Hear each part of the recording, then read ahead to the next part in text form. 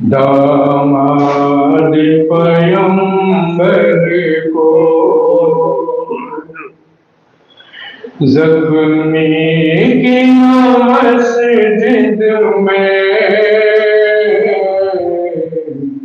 दामाद पैगंबर को जिब्रील भी रोते थे,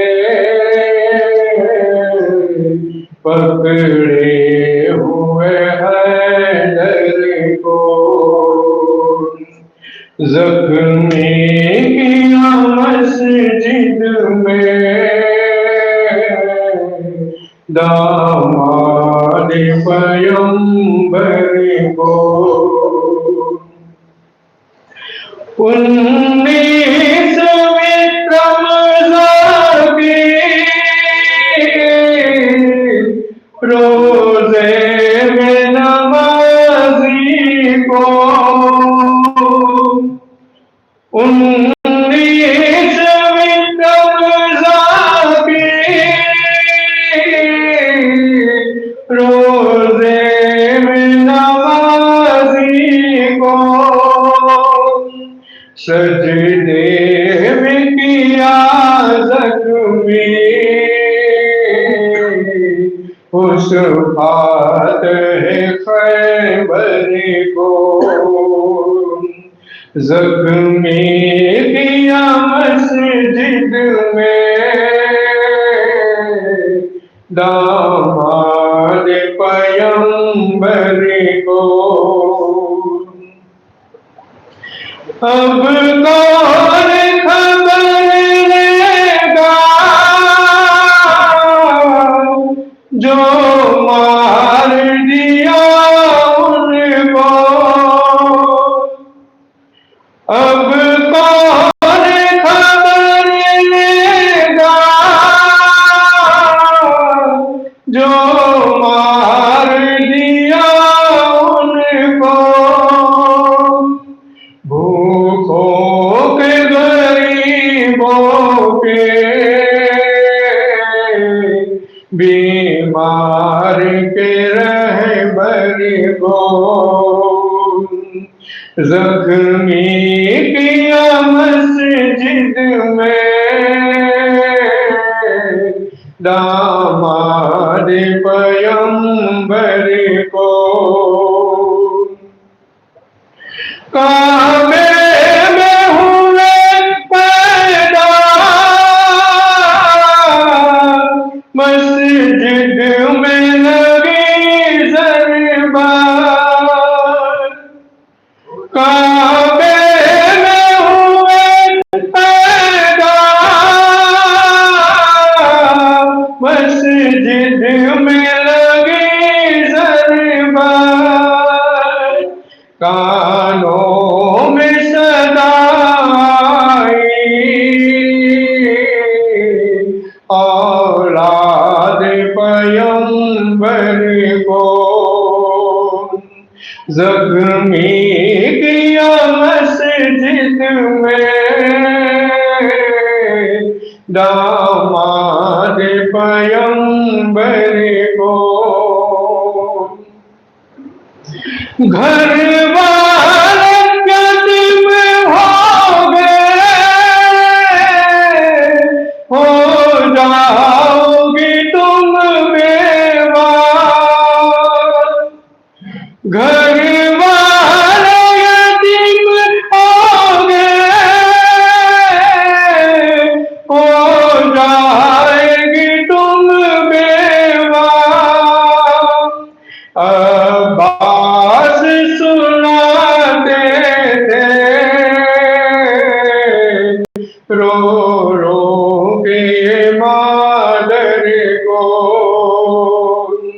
ज़ख्मी किया मस्जिद में, दामाद पैगंबर को बेटा ने कहा रोकर क्या हो गया ये बाबा,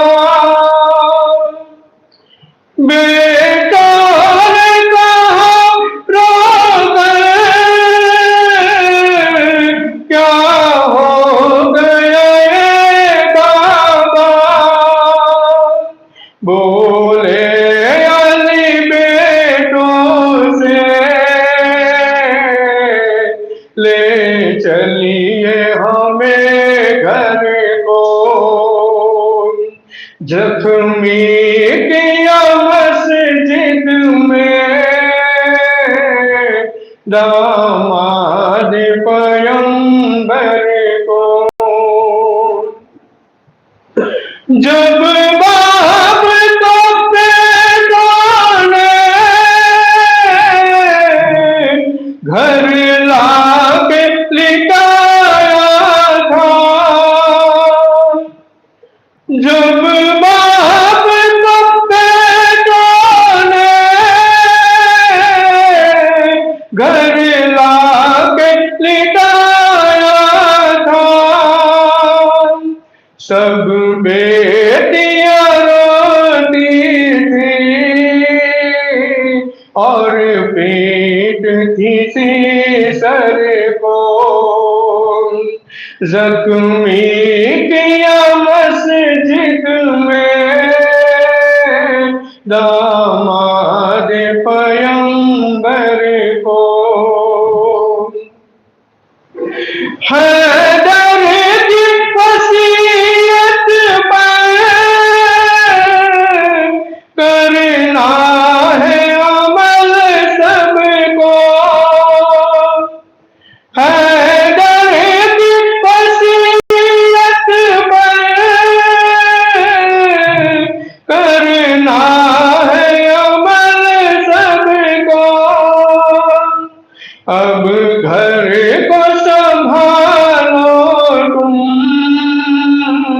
بتلا دیا صبر کو،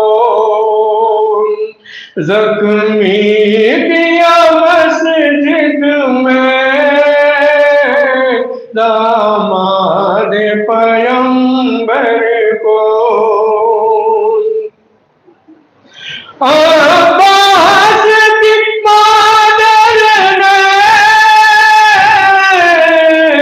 رو کر کہا اے آقا، عباس کی مادر نے رو کر کہا اے آقا، تقصیر ہوئی ہے کیا، پوچھے میرے دلبر کو، زخمی کیا مسجد میں داماد پیمبر کو، شبیر کو سونپا تھا عباس سے یہ کہہ کر، شبیر کو سونپا تھا عباس سے یہ کہہ کر، آقا سمجھنا ہے اس اپنے برادر کو،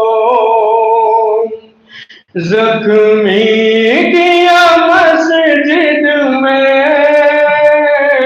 داماد پیمبر کو، کہتے تھے فرشتے سب رو کر یہ کمر اس دم، کہتے تھے فرشتے سب رو کر یہ کمر اس دم، دنیا نہ سمجھ پائی اس نور کے پیکر کو، زخمی کیا مسجد میں داماد پیمبر کو، جبریل بھی روتے تھے پکڑے ہوئے حیدر. 嗯。 کو.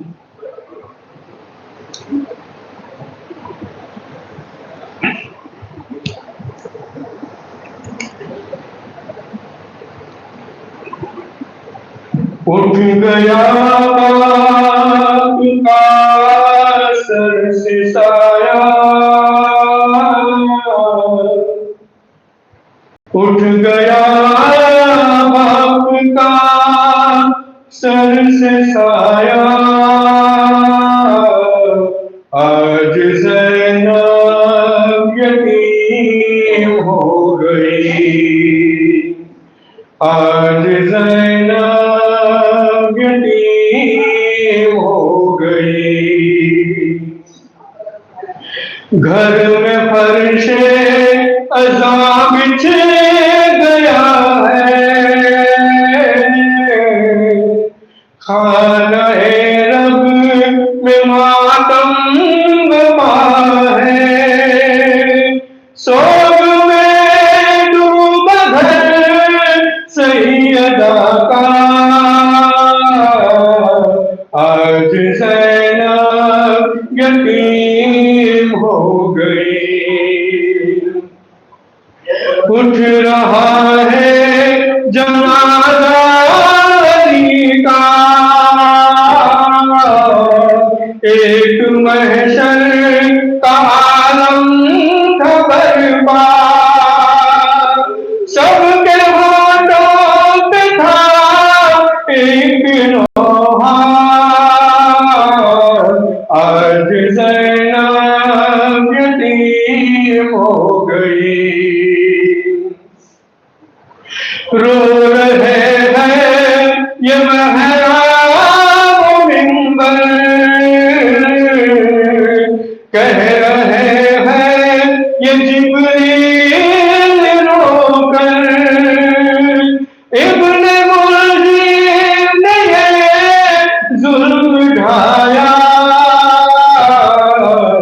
آج زینب یتیم ہو گئے، آج زینب یتیم ہو گئے،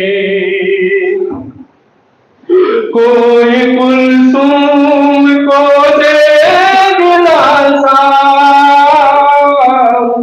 اور تڑپتی ہے غم سے خدیجہ، مولا عباس کرتے ہیں نوحہ، آج زینب یتیم ہو گئی ہے، غم ہے ماتم ہے شور بھپا ہے، آسماں بھی لہو رو رہا ہے، اٹھ گیا سر سے زینب کے سایہ، آج زینب یتیم ہو گئی، قبر میں فاطمہ بھی ہے مزدل، کر رہی ہے یہ فریاد رو کر، وقت کیسا یہ زینب پہ آیا، آج زینب یتیم ہو گئی۔ محمد والی محمد صلوات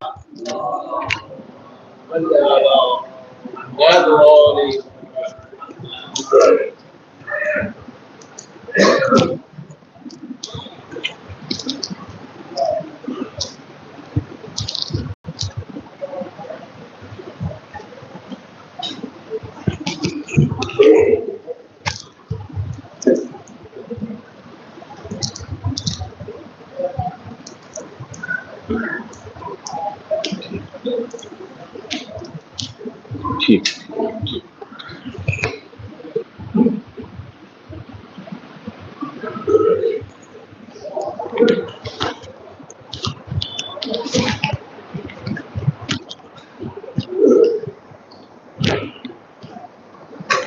محمد والے محمد صلوات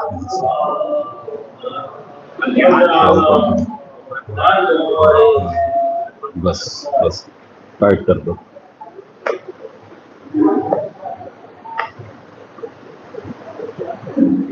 تھوڑا سا پیچھے لے بس.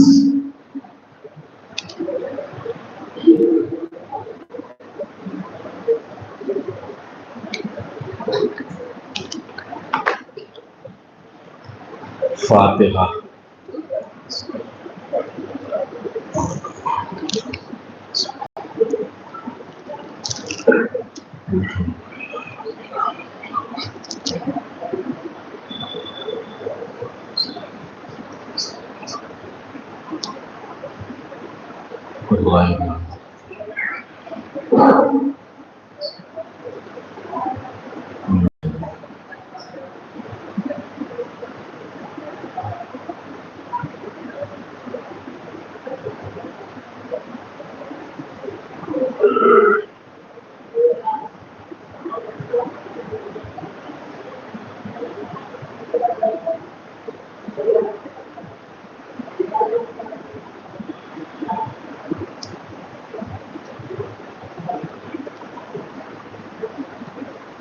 لا حول ولا قوة إلا بالله العلي العظيم.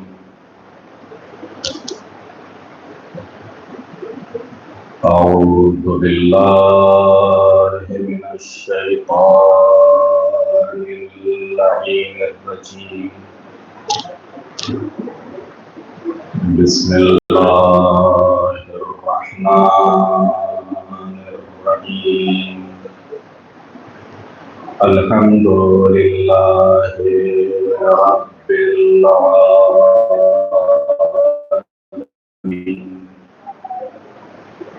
الصلاة والسلام على رسوله الكريم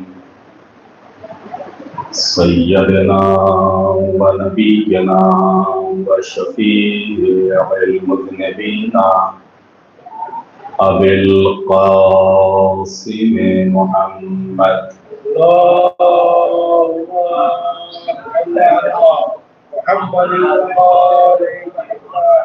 وآل الطيبين الطاهرين المعصومين المظلومين ولعنة الله على أعدائهم أجمعين من يومنا هذا إلى قيام يوم الدين.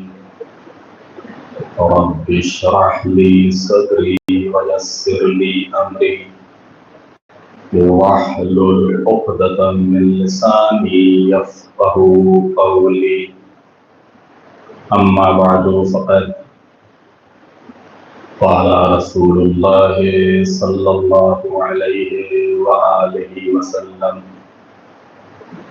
علي مع القرآن والقرآن مع علي. صلوات محمد علیہ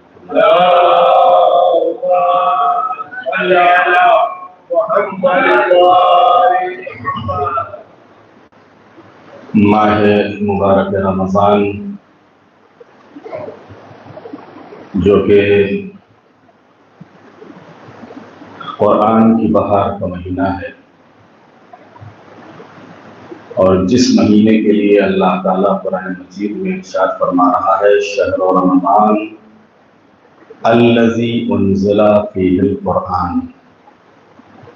رمضان وہ مہینہ ہے کہ جس میں اللہ نے قرآن کو نازل کیا.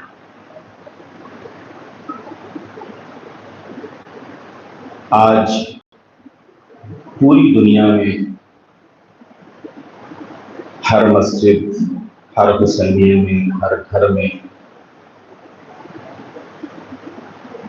جب قرآن کی بہار آئی ہوئی ہے.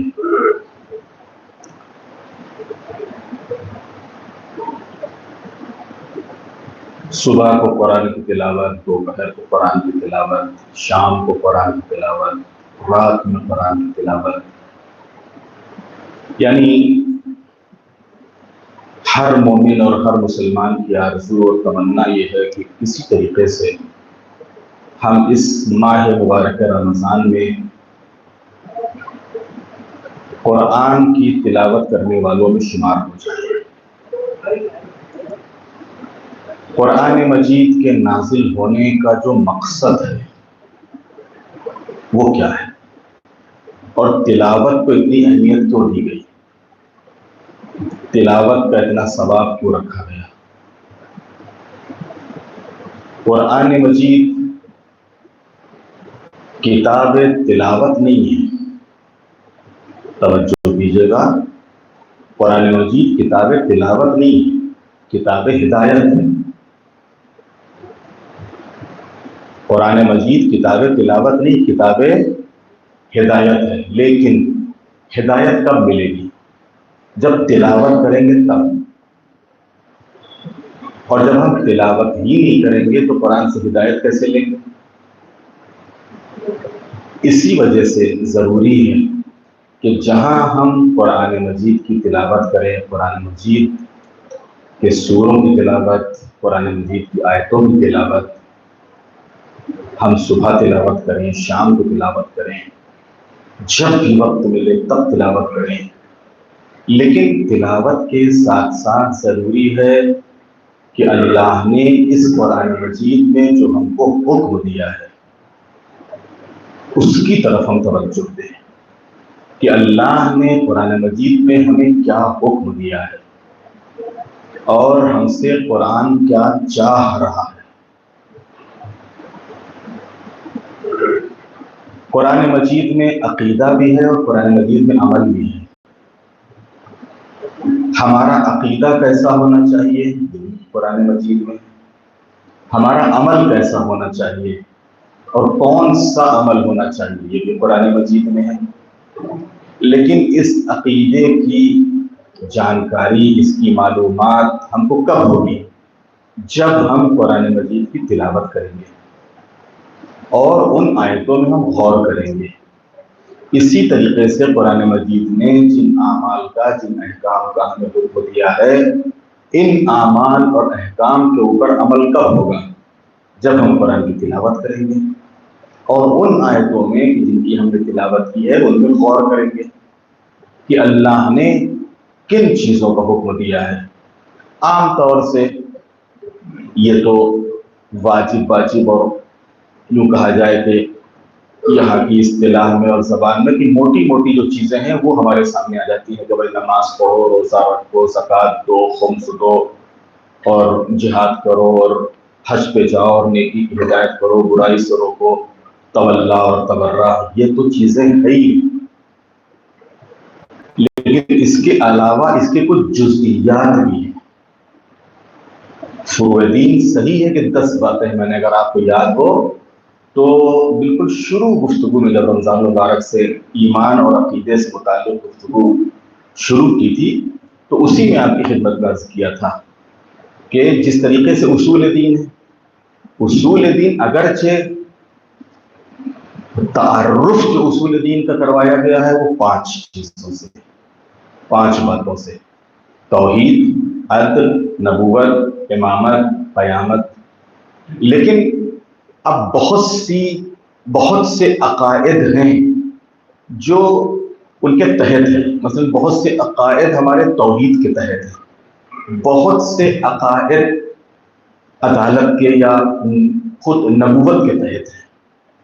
مثلا عصمت، اب عصمت کا الگ سے تو کوئی نہیں ہے کہ ہاں اصول دین میں عصمت ہے، لیکن ہے کہاں ہے؟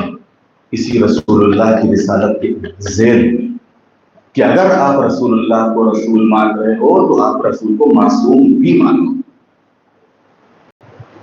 اسی طریقے سے امامت جہاں پر ذکر ہوا، امامت کے تحت بہت سے عقائد ہیں۔ مثلا یہ عزاداری کہاں آپ کو عزاداری کہاں ہے؟ کیوں نہیں؟ اسی امامت کے تحت عزاداری ہے، عزاداری اسی امامت کے تحت ہے۔ یا اسی طریقے سے اور بہت سے جو بہت سی معصومین علیہ السلام کی جو صفتیں ہیں، آپ الگ الگ ان صفتوں کا بیان الگ الگ طریقے سے قرآن مجید میں بھی ہوا ہے، معصومین کی حدیثوں میں بھی ہوا ہے، لیکن یہ سارے عقائد تحت ہیں کس کے؟ امامت کے۔ ایسے ہی بہت سے عقائد معاد یعنی قیامت کے تحت ہیں۔ تو جس طریقے سے عقائد میں بہت سی باتیں عقائد میں اس توحید، عدل، نبوت اور امامت اور قیامت کے تحت ہیں، ایسے ہی فروع دین میں بھی ہیں۔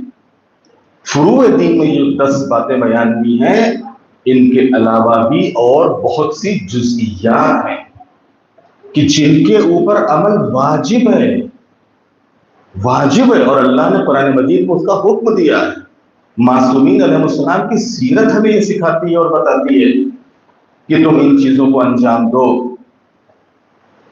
تو عزیزان محترم، قرآن کتاب ہدایت ہے، قرآن میں عقیدہ بھی ہے، قرآن میں عمل بھی ہے، لیکن یہ عقیدہ ہمیں کب پتہ چلے گا؟ جب ہم قرآن کی تلاوت کریں گے تب۔ جب قرآن مجید کی تلاوت کرنے کے بعد ان آیتوں میں جن کی ہم نے تلاوت کی ہے ان میں غور کریں گے تب۔ اسی طریقے سے قرآن مجید میں جتنے بھی احکام ہیں، ان احکام کے اوپر عمل کب ہوگا؟ عمل اس وقت ہوگا کہ جب ہم قرآن مجید کی تلاوت کریں گے، اور جن آیتوں کی تلاوت کی ہے ان آیتوں میں غور کریں گے، تو ہمیں پتہ چلے گا کہ ہم کو کیا کرنا ہے اور کیا نہیں کرنا ہے، اور کیا کرنا چاہیے اور کیا نہیں کرنا چاہیے۔ تو قرآن کتاب ہدایت ہے۔ قرآن مجید جہاں کتاب ہدایت ہے، وہیں اس کتاب کو حاصل کرنے کے لیے توجہ دیجیے گا۔ اس کتاب کو حاصل کرنے کے لیے جہاں قرآن مجید نے حکم دیا ہے کہ تم اس میں غور کیوں نہیں کرتے ہو، تم اس میں فکر کیوں نہیں کرتے ہو، اس کی گہرائیوں میں کیوں نہیں جاتے ہو۔ قرآن اللہ کی کتاب ہے جس کی باتوں پر ہمارا اعتقاد ہے، جس کی باتوں پر ہمارا ایمان ہے، جس کے اوراق میں آج بھی حقائق کے انمول جواہر بھرے ہوئے ہیں۔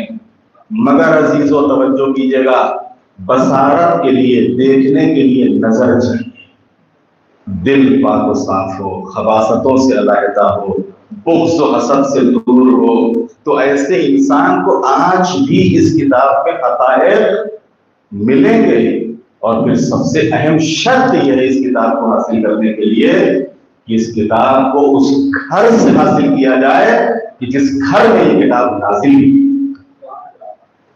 اس در سے حاصل کیا جائے کہ جس در میں یہ کتاب نازل ہوئی، اس گھر سے لیا جائے کہ جہاں عصمت کا حصار ہو، اس گھر سے لیا جائے کہ جہاں آیت تطہیر پردہ کھینچے ہوئے ہو، اس گھر سے لیا جائے کہ جس گھر کا صداقت طواف کر رہی ہو، اس گھر سے لیا جائے کہ جہاں پر عظمت آستانے پر سجدہ ریز ہو، اس گھر سے لیا جائے کہ جس گھر پہ مسلمان آئے یا نہ آئے لیکن سلمان آئے، اس گھر سے لیا جائے کہ جس پہ صاحب زر آئے یا نہ آئے لیکن ابو ایک صلوات بھیجتے محمد والے محمد۔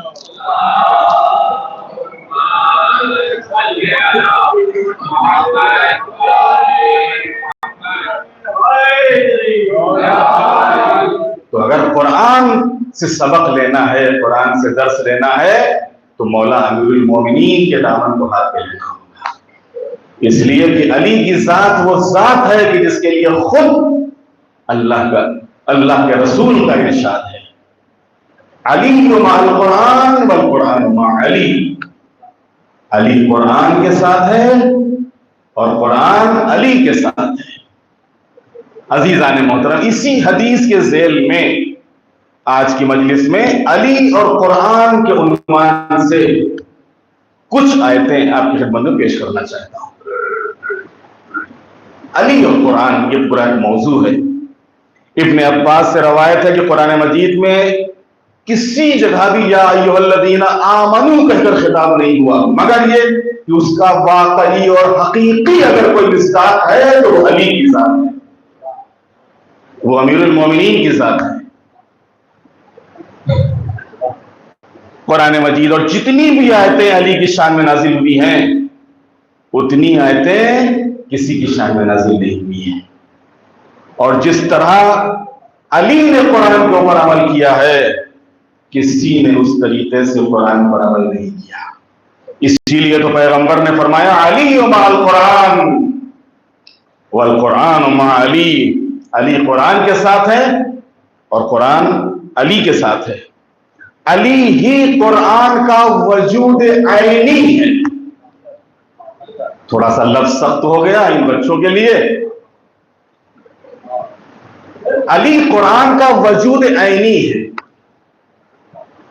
ایک ہوتا ہے وجود ظاہری اور ایک ہوتا ہے وجود باطنی.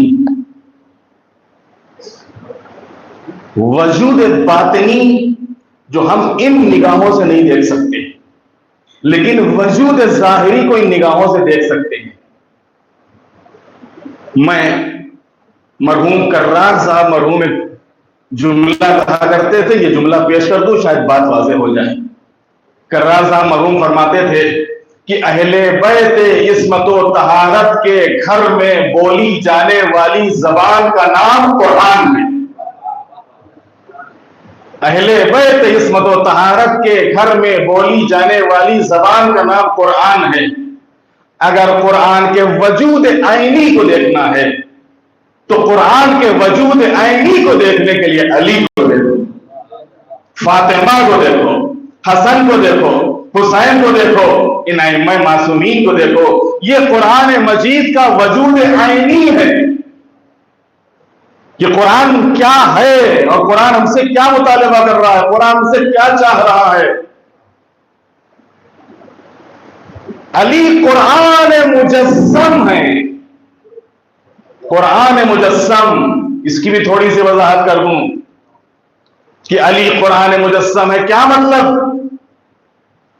یہ جو آیتیں ہیں، ہم تو خالی آیتیں پڑھتے ہیں، دیکھتے کہاں ہیں؟ دیکھتے کہاں ہیں؟ یہ جو آپ کو ثواب بتایا جاتا ہے، آپ نے دیکھا اپنی نگاہوں سے؟ نماز شب پڑھو اتنا ثواب ملے گا، وہ ثواب کیا ہے؟ دیکھا آپ نے کچھ؟ کیا مطلب؟ روزہ رکھو یہ ثواب ملے گا، نماز پڑھو یہ ثواب ملے گا، قرآن پڑھو یہ ثواب ملے گا، یہ عمل انجام دو یہ ثواب ملے گا، یہ عمل خیر کرو یہ ثواب ملے گا. فَمَن يَعْمَلْ مِثْقَالَ ذَرَّةٍ خَيْرًا يَرَهُ، اگر ذرہ برابر تم نے نیکی کی اسے پاؤ گے. کہاں پاؤ گے؟ کیا پاؤ گے؟ کیا مطلب؟ یہی جو، کیونکہ جو بھی نیکیاں ہیں یہ برائیاں ہیں. یہ جو قرآن مجید کہہ رہا ہے کہ اس کے پاؤ گے، آخرت میں یہ نیکیاں اور برائیاں مجسم ہو جائیں گی. مجسم ہو جائیں گی کیا مطلب؟ مجسم ہونے کا مطلب یہ ہے کہ کسی نہ کسی صورت میں آپ کے سامنے پیش کی جائیں گی. کسی نہ کسی صورت میں آپ کے سامنے پیش کی جائیں گی. ایک غذا، ایک طبق، ایک خوان آپ کی خدمت میں آیا، میووں سے بھرا ہوا، طرح طرح کی جنتی غذاؤں سے بھرا ہوا. معبود یہ کیا ہے؟ یہ جو فلاں موقع میں تم نے نیکی کی تھی اور تم سے کہا گیا تھا کہ اس کا بڑا ثواب ہے، یہ وہ. ایک محل میں آخرت میں داخل ہوئے، معبود یہ کیا ہے؟ کہ یہ وہ نمازیں جو تم نے فلاں ٹائم کے اوپر پڑھی تھی، یہ وہ نمازیں ہیں. نیکیوں کا مجسم ہو جانا. اسی طریقے سے جس طریقے سے نیکیاں مجسم ہوتی ہیں، ایسی برائیاں بھی مجسم ہو جاتی ہیں. عذاب آخرت میں انسان دیکھے کہ محمود ہم نے تو کوئی غلطی کی نہیں، گناہ کیوں نہیں کیا، کیوں نہیں تو دکھاؤں تم کو، یہ جو فلاں موقع کے اوپر تم نے کیا تھا یہ اس کا اثر ہے، یہ توق اس کی وجہ سے ہے، یہ زنجیر اس کی وجہ سے ہے، یہ آگ اس کی وجہ سے ہے، یہ آواز اس کی وجہ سے ہے. خود دنیا میں بھی جو عارفان الہی ہیں، جو واقعی اور حقیقی معنوں میں قرآن مجید کے معنی اور مطالب کو سمجھنے والے اور اپنے نفس کو پاک رکھنے والے اور اللہ کے لیے ریاضت کرنے والے ہیں، آخرت تو جانے دیجئے، دنیا ہی میں ان کے سامنے آیتیں مجسم ہو جاتی ہیں. اور جب وہ بشارت سے متعلق والی، بشارت دینے والی آیتوں کی تلاوت کرتے ہیں تو ان کو محسوس ہوتا ہے کہ جیسے وہ جنت ہی میں ہیں، جنتی فضاؤں میں ہیں، جنتی ہواؤں میں ہیں. اور جب عذاب سے متعلق آیتوں کی تلاوت کرتے ہیں تو سامنے وہ چیخ، وہ چنگھاڑ، وہ عذاب، وہ آگ، وہ شعلے، وہ اپنی نگاہوں سے دیکھتے ہیں.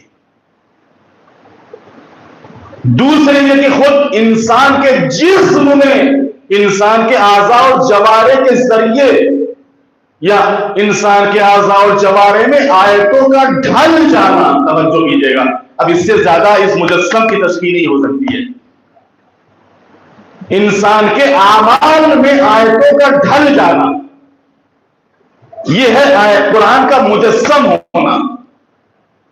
یعنی ہم جو عمل کر رہے ہیں ہر عمل قرآن کے مطابق. ایک صلوات بھیج دیں محمد والے محمد.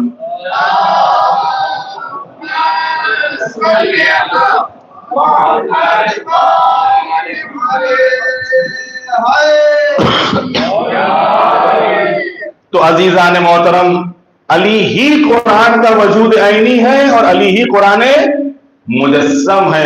علی قرآن کا ہم پلہ اور ہم رتبہ ہیں. انی تارک فیکم مستقلین کتاب اللہ وعطرتی، یا یوں کہوں کہ علی ہی قرآن ہے. ایک صلوات بھیج دے محمد والے محمد.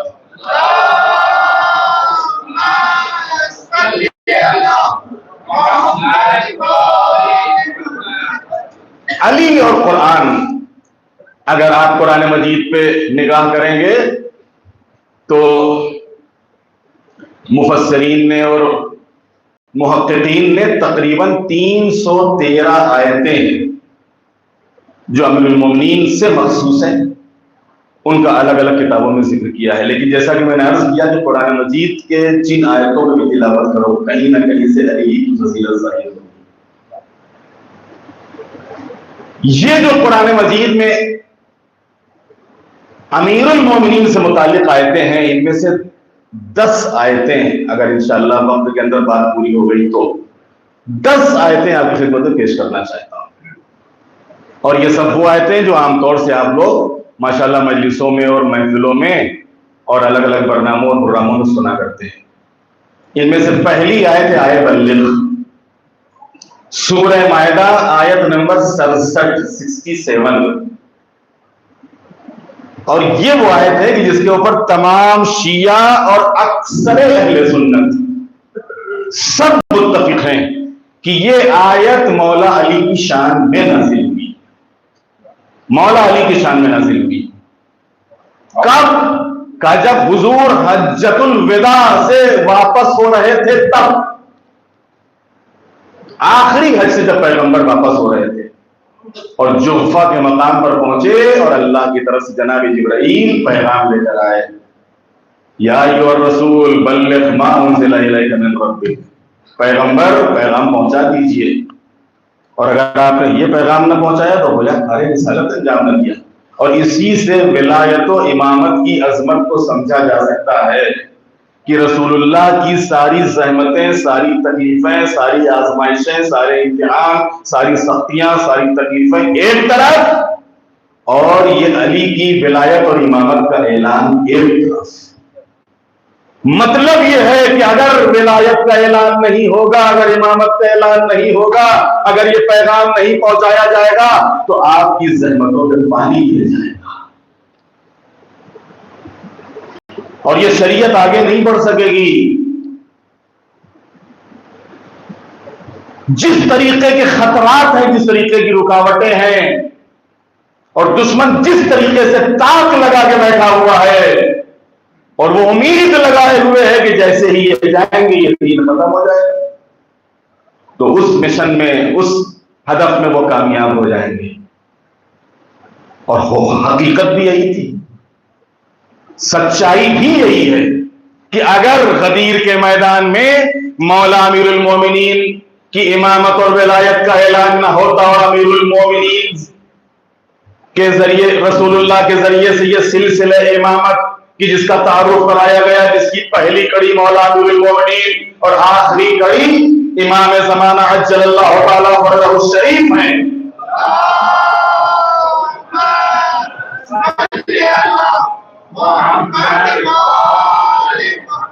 اگر یہ سلسلہ امامت نہ ہوتا تو آج دین ان تک نہ پہنچتا. ہم تک مطلب یعنی دین ہوتا ہی نہ. اور جس طریقے کا دین پیش کیا جاتا ہے، آپ نے دیکھا ابھی کچھ دنوں پہلے داعش والا دین، ISI والا دین کتنے دن چلا، کتنے دن چلا؟ اس میں دوام نہیں ہے. ایسے ہی دہشت والا آتنک والا دین ہمارے سامنے رکھا جاتا تو ظاہر بات ہے یہ آتنک والی صورت کتنے دن چلتی, یہ دہشت والی صورت کتنے دن باقی رہتی؟ رسول اللہ کے انتقال کے بعد چند ہی دنوں میں ختم ہو جاتا تھا. لیکن یہ باقی اس کی بدولت امیر المومنین کی بدولت, یہ آگے بڑھا سلسلہ اور یہ آج ہم تک پہنچا یہ دین اور یہ رسول اللہ کی شریعت کس کے ذریعے سے؟ معصومین علیہ السلام کے ذریعے سے. دوسری آیت آیہ ولایت سورہ مائدہ, اسی سورہ بھی جس کی میں نے ابھی اس سے پہلے والی آیہ بلغ, یہ سب آیتیں اپنی ذہنوں میں رکھیے, کبھی کبھی بہت کام دیتی ہیں. کبھی کبھی بازار میں, یارڈ میں, آفس میں, بازار میں کسی ایسے سے ملاقات ہو گئی, بات کا عقیدہ کیا ہے, ایمان کیا ہے, قرآن سے دلیل کیا ہے, آپ یہ آیتیں پیش کر سکتے ہو. اگر خالی ریفرنس آپ کو معلوم ہو تو خالی ریفرنس بتا سکتے ہو تاکہ قرآن دیکھ لو.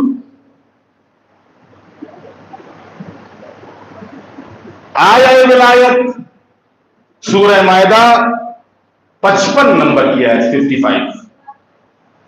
55 نمبر کی آیت, ارشاد ہوتا ہے انما ولیکم اللہ ورسولہ والذین آمنوا والذین یقیمون الصلاۃ ویؤتون الزکاۃ وهم راکعون. میں نے متعدد بار اس سلسلے میں یہ بات کہی ہے اور آج موقع ہے پھر کہہ دیتا ہوں کہ حقیقت میں یہ ایک آیت ایسی ہے کہ اگر خالی اسی آیت میں مسلمان غور کر لے تو شاید سارے جھگڑے ہی ختم ہو جائیں, سارے اختلافی تمام ہو جائیں. رسول اللہ ہمارا ولی, رسول ہمارا ولی, رسول کے بعد کون ہو ولی؟ کس کو ولی مانے؟ ایمان والے. ایمان والے تو بہت, نمازیں قائم کرنے والے تو بہت ہے. اس کا مطلب یہ کہ ہر ایمان والا نہیں, ہر نماز پڑھنے والا نہیں. یہ جو اللہ نے شرط لگائی ہے حالت رکوع والی, حالت رکوع میں زکات دینے والی, یہ جو حالت رکوع میں زکات دینے والا ہے اس کی بات ہو رہی. یہ ایمان والا, یہ نماز قائم کرنے والا اور یہ حالت رکوع میں زکات دینے والا. چلیے ہم کہتے ہیں ایمان اور کی اگر بات مان بھی لیں تو پورا عالم اسلام تحقیق کر کے بتائے کہ وہ کون ہے کہ جس نے حالت رکوع میں زکات دی. جس نے بھی حالت رکوع میں زکات دی ہو, اللہ اور اس کے رسول کے بعد اسی کو اپنا ولی اور امام مان لو. اور اگر آپ تاریخ کا اور تفسیر کا مطالعہ کریں گے تو سوائے ایک شخصیت کے پوری تاریخ اسلام میں کوئی اور شخصیت آپ کو نہیں ملے گی کہ جس نے حالت رکوع میں زکات دی, اور وہ شخصیت ہے مولا الموحدین امیر المومنین یعصوب الدین قائد الغر المحجلین غالب کل غالب حضرت علی بن ابی طالب علیہ السلام.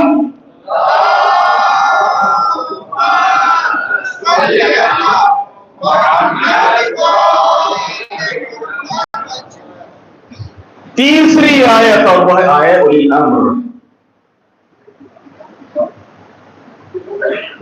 ایک اعتراض ہوتا ہے کہ آپ لوگ اماموں کو معصوم کیوں مانتے ہو؟ امام کی عصمت کے اوپر یہ بہترین دلیل ہے. معصومین علیہ السلام یعنی ائمہ 18 علیہ السلام کی عصمت کے اوپر یہ آیت بہترین دلیل ہے. آیہ اولی الامر سورہ نساء 59 نمبر کی آیت 59. یا ایھا الذین آمنوا اطیعوا اللہ واطیعوا الرسول واولی الامر منکم. اے وہ لوگ کہ جو اللہ پر ایمان, اے وہ لوگ کہ جو ایمان لائے ہو, اللہ کی اطاعت کرو, رسول کی اطاعت کرو, تم میں جو صاحبان امر ہے ان کی اطاعت کرو. یہ صاحبان امر کون ہے؟ ہمارے علماء نے, ہمارے فقہاء نے, ہمارے محدثین نے, ہمارے محققین نے بڑی پیاری بات کہی کہ آیت پہ غور تو کرو. اللہ نے صاحبان امر کے لیے الگ سے کوئی شرط نہیں لگائی ہے, کوئی قید نہیں لگائی ہے. جس طریقے سے اللہ کی اطاعت ویسے ہی رسول کی اطاعت, ویسے ہی صاحبان امر کی اطاعت, اور یہ بغیر کسی قید و شرط کے اللہ اور رسول کی اطاعت کے ساتھ ساتھ معصومین یعنی ائمہ اطہار کی اطاعت کا حکم دینا، علی کی اطاعت کا حکم دینا، یہ خود بتا رہا ہے کہ یہ معصوم ہے۔ صلوات بھیجے محمد والے محمد۔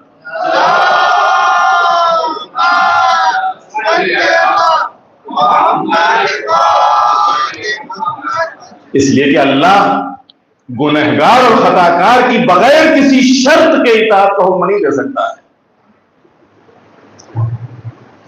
اس کے بعد چوتھی جو آیت ہے وہ ہے آیت صادقین، سورہ توبہ 119 نمبر کی آیت۔ ارشاد ہوتا ہے کہ یا ایھا الذین آمنوا اتقوا اللہ وکونوا مع الصادقین، اے وہ لوگ جو ایمان لائے وہ تقوی الہی اختیار کرو اور صادقین کے ساتھ ہو جاؤ۔ اب کون ہے صادقین؟ صادقین یعنی سچے۔ مسلمانوں کے کسی کو سچا کہہ دینے سے وہ سچا نہیں ہو جائے گا۔ مسلمانوں کے کسی کو سچا کہہ دینے سے وہ سچا نہیں ہو جائے گا۔ کوئی دلیل؟ ظاہر سی بات ہے کہ دیکھیے ہر چیز اس کی ضد سے پہچانی جاتی ہے۔ ہر چیز، یہ منطق کا قاعدہ اور کلیہ ہے کہ چیزوں کو اس کی ضد سے پہچانا جاتا ہے۔ تو اگر چیزوں کو اس کی ضد سے پہچانا جاتا ہے تو سچ کو کس سے پہچانا جائے گا؟ جھوٹ سے۔ اب آئیے تاریخ میں اگرچہ بہت سے ایسے واقعات ہیں جہاں ایک طرف سچ ہے اور ایک طرف جھوٹ ہے، ایک طرف حق ہے اور ایک طرف باطل ہے، اور انہی تمام واقعات میں ایک واقعہ ایسا ہے کہ جس کی بنیاد ہی سچ اور جھوٹ ہے، اور وہ ہے مباہلہ۔ وہ ہے مباہلہ کہ جہاں مقابلہ ہی سچ اور جھوٹ کا تھا، جہاں مقابلہ ہی سچ اور جھوٹ کا تھا، ایک طرف سچے تھے ایک طرف جھوٹے تھے۔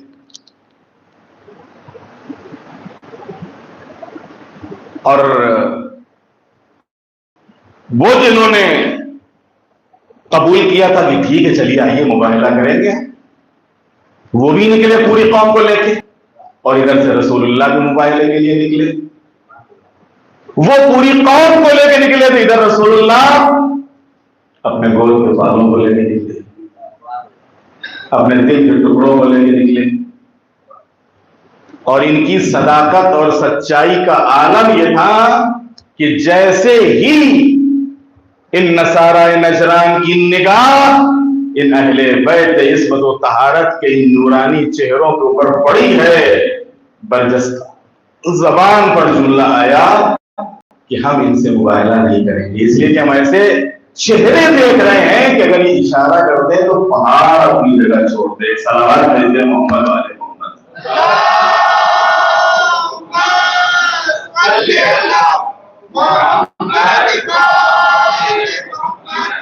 اور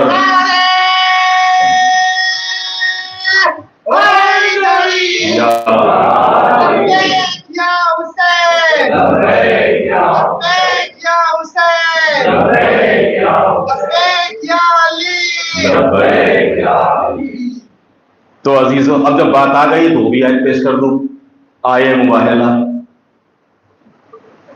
جہاں آیہ اولی الامر ان ائمہ اطہار علیہ السلام کی عصمت کے اوپر دلیل ہے، وہی آیہ مباہلہ اہل بیت کی صداقت کا قصیدہ پڑھ رہی ہے، اور اہل بیت کی صداقت پہ بہترین دلیل ہے۔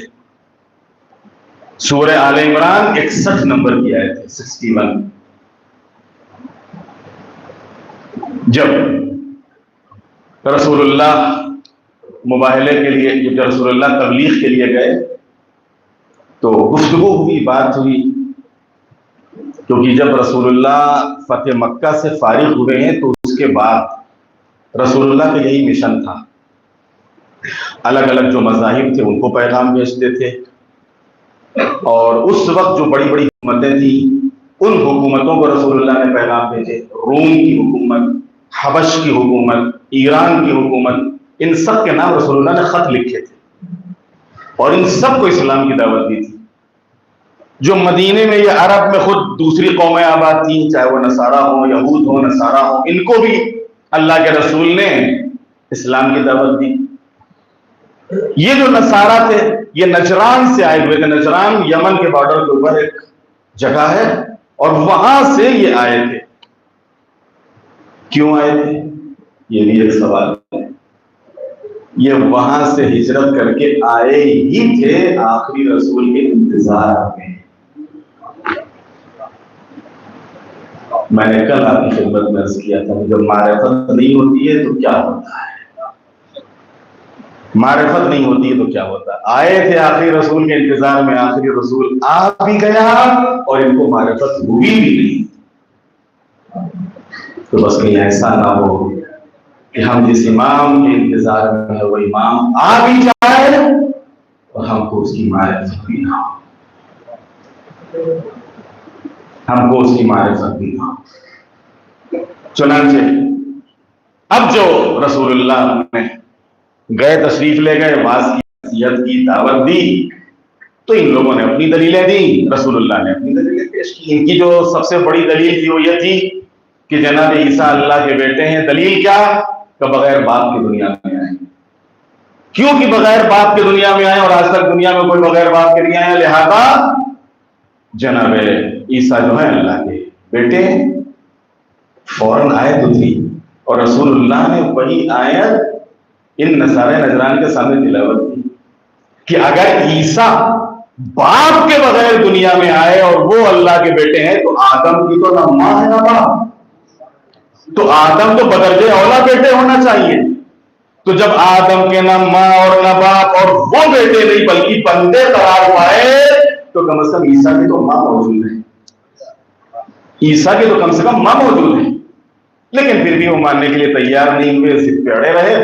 نتیجہ یہ کہ بات یہاں تک پہنچی اور پھر آیت اتری فَقُلْ تَعَالَوْا نَدْعُ أَبْنَاءَنَا وَأَبْنَاءَكُمْ وَنِسَاءَنَا وَنِسَاءَكُمْ وَأَنفُسَنَا وَأَنفُسَكُمْ ثُمَّ نَبْتَهِلْ فَنَجْعَلْ لَعْنَتَ اللَّهِ عَلَى الْكَاذِبِينَ.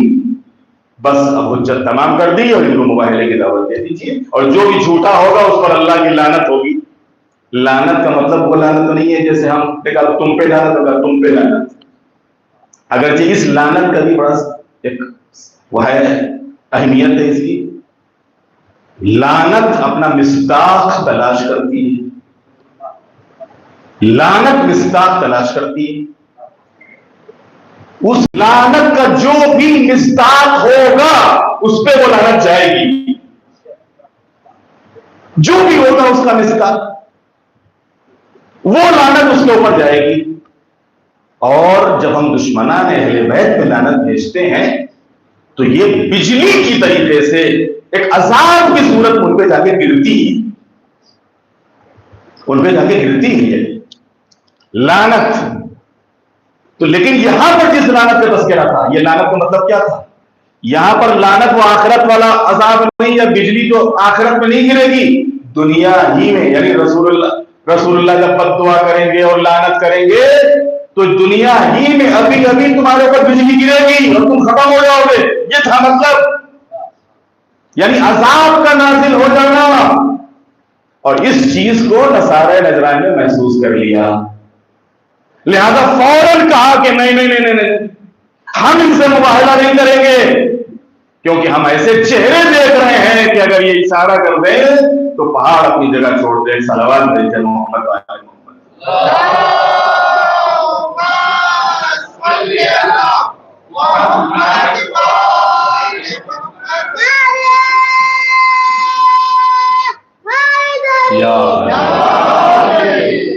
اس کے بعد ایک مشہور آیت قربہ, سورہ شورا 23 نمبر کی آیت.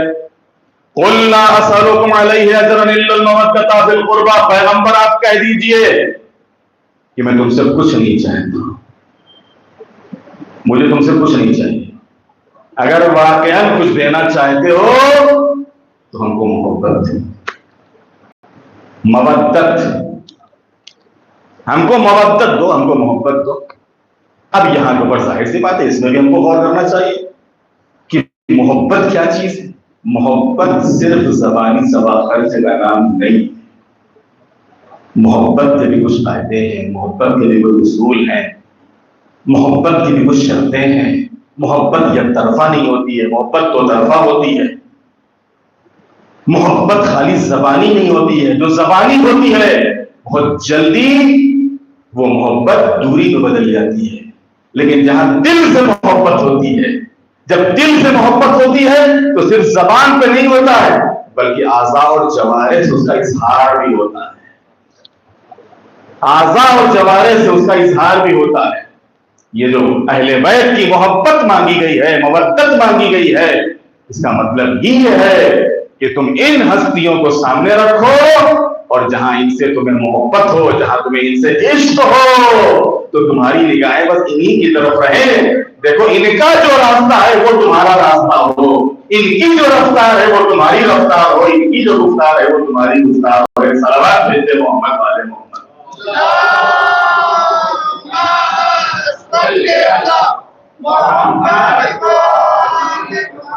جس کو کربلا جانا ہے وہ دونوں ہاتھ کھلے کر کے نعرے حیدری، نعرے تلوار،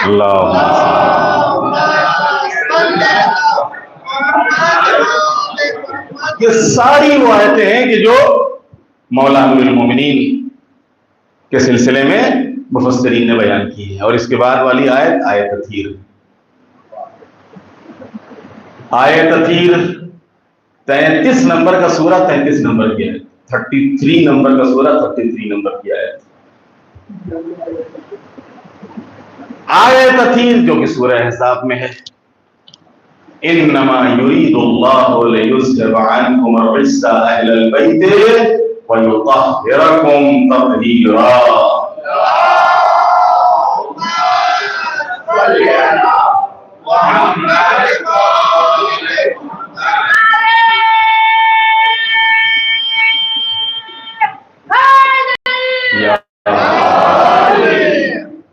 اس آیت کے بعد آیہ خیر البریہ، یہ سورہ بینہ، سورہ بینہ کی 8 نمبر کی آیت ہے۔ آیہ خیر البریہ، ان الذین آمنوا وعملوا الصالحات اولئک هم خیر البریہ، جو لوگ ایمان لائے اور نیک اعمال کیے وہ بہترین خلائق ہیں، بہترین خلائق۔ یہ بہترین خلائق کون ہے؟ یہ ہم اور آپ نہیں ہیں۔ خیر البریہ سب نے لکھا، سب نے لکھا، یہاں تک کہ اہل سنت نے بھی تسلیم کیا کہ خیر البریہ سے مراد مولا امیر المومنین کی ذات ہے۔ صلوات علی محمد والے محمد۔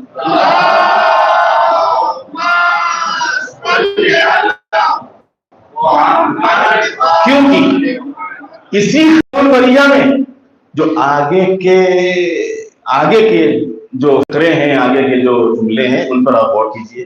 جزاؤہم عند ربہم جنات عدن تجری من تحتها الانہار انہار خالدین فیہا ابدا رضی اللہ عنہم ورضوا عنہ ذالک لمن خشی ربہ۔ پروردگار کے یہاں ان کی جو جزا ہے، اس کا جو انعام ہے، وہ باغات ہیں جن کے نیچے نہریں جاری ہوں گی اور وہ انہی میں ہمیشہ رہیں گے۔ خدا ان سے راضی اور یہ خدا سے راضی۔ دنیا جس کو بھی کہتی ہے اللہ ان سے راضی، پتہ نہیں وہ خود اللہ سے راضی ہیں کہ نہیں ہے۔ صلوات علی محمد والے محمد۔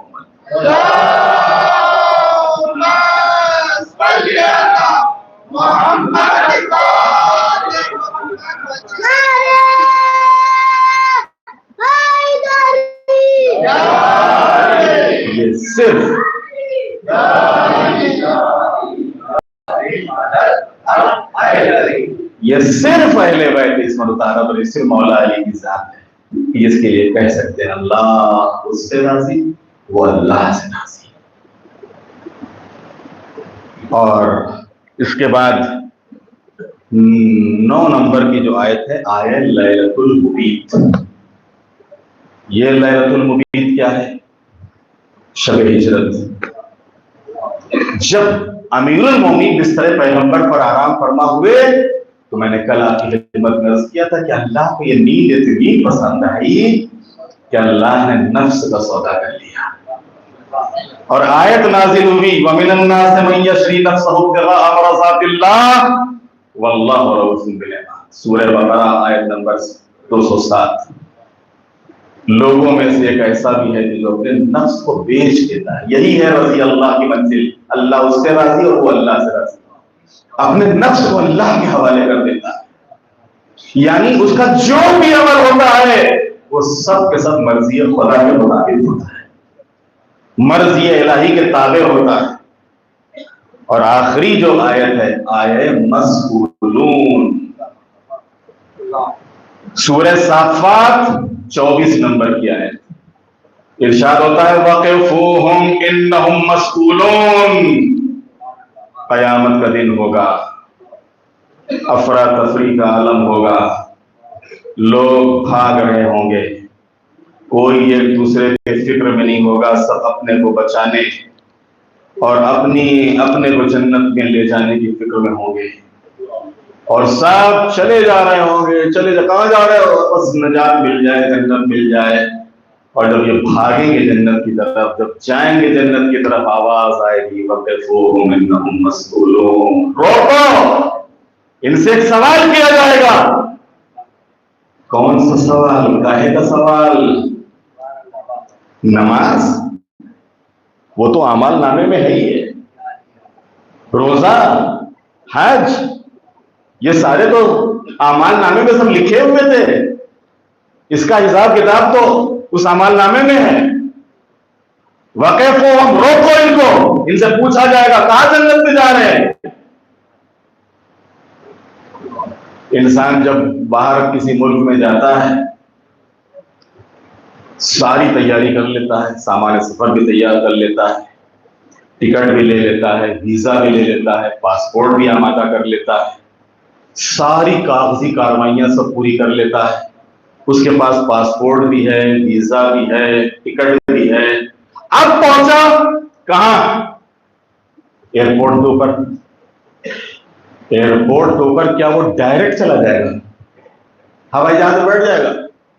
کہا نہیں، تم کسی ہندوستان کے کسی شہر میں نہیں جا رہے ہو، تم باہر جا رہے ہو، روکو ان کو، روکو ان کو۔ ابھی امیگریشن ہوگا، امیگریشن ہوگا، کہا ہمارے پاس پاسپورٹ ہے، ویزا ہے، ٹکٹ ہے، سب کچھ تو ہے، پھر کہاں کے لیے؟ کہا نہیں، جب تک کہ ہم پرمیشن نہیں دیں تم نہیں جا سکتے۔ بس عزیزو یہی صورت قیامت کے دن ہوگی، ساری فائل تیار، سارے کاغذات مکمل، اور جب آخری مرحلہ آئے گا جنت کی طرف چلے گا، آواز آئے گی روکو ان کو۔ معبود اب کیا پوچھے گا؟ اب کاہے کا سوال کرے گا؟ کہ جو سوال ہوگا وہ ہوگا ولایت علی کا۔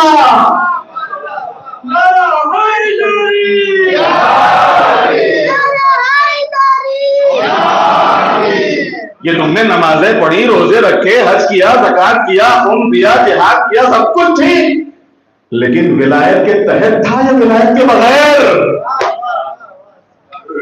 اگر ولایت کے ساتھ تھا بسم اللہ، اور اگر ولایت کے بغیر ہے روک لو ان کو، نہیں جا سکتے، اس لیے کہ وہ جگہ وہ ہے کہ جہاں پر ہم اسی کو پرمیشن دیں گے کہ جس کے اندر ولایت ہو، جو امامت کا قائل ہوگا۔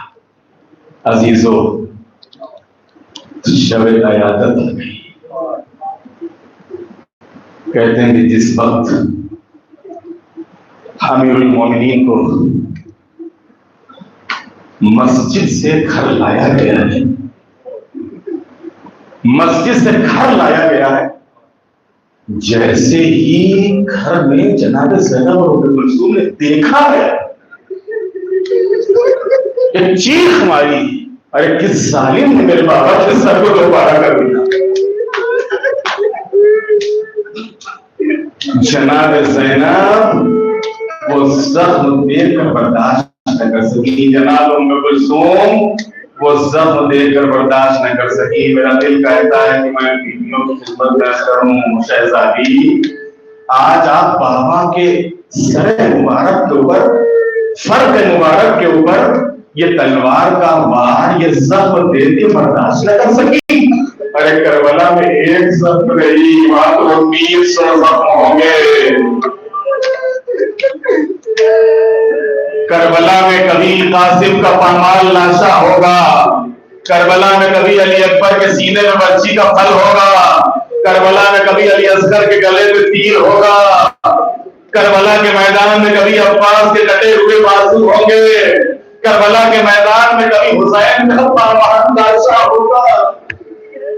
کیسے دیکھیں گے اس کو اور کیسے برداشت کریں گے؟ جزاکم اللہ خیر الجزاء اللہ ہو. امیر المومنین کی کیفیت یہ تھی کہ کبھی آنکھوں کو بند کرتے تھے, کبھی آنکھوں کو کھولتے تھے.